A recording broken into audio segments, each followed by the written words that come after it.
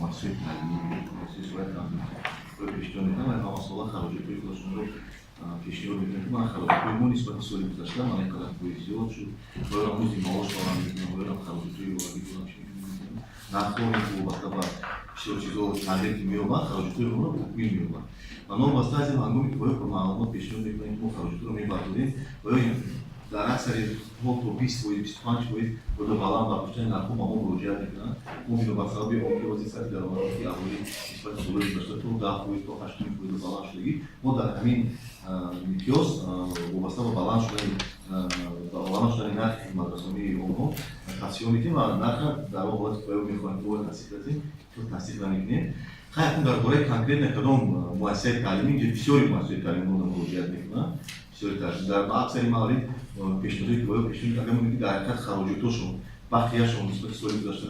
کم شده باشد خراجات زیاد شده باشد خراجات نسبت درآمد داره که ما هر یک خراجات نسبت یک دانشجو مقرر هنگام بررسی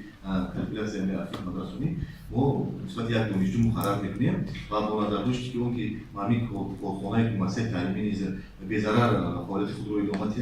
ما هنگام تحلیل بسیار تحلیل می‌کنیم مقرر میکنیم و در اکثر موارد درجی همین میکنیم که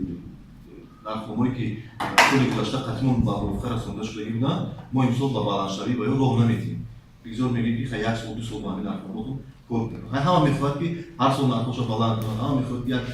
مؤسسه تعلیمیش پیگیری کنه این مسئله کاربری میشه یکی خیلی ما همه در اساس پیشنهادهای باید تحلیل خراجات و روی کلکولاسی و مقرر کرده میشه میانه اگر بیم به عنوان مثال دانشگاه ملی تاجیکستان چند درصد زیاد شده؟ از 8 تا 10% از 8 تا 10% ما در میانه خیلی نرخ‌ها رو مقرر میکنیم ما همین امروز ما نگفتیم که ما حتما از 8 تا 10% میکنیم اگر ما ببینیم که خراجات نسبت سال گذشته زیادتر شده باشد حالت والایی همین شرکت مؤثر نگاه میکنیم بعد میخواد کار بکنیم شما دانشگاه ملی را گفتید دانشگاه ملی نرخ‌نامه‌های همین سال ما موافقه کردیم نرخ‌نامه‌های دانشگاه ملی در سطح سال گذشته در سطح سال گذشته مانداری شدن بالانس شدن یعنی نرخ‌نامه دانشگاه ملی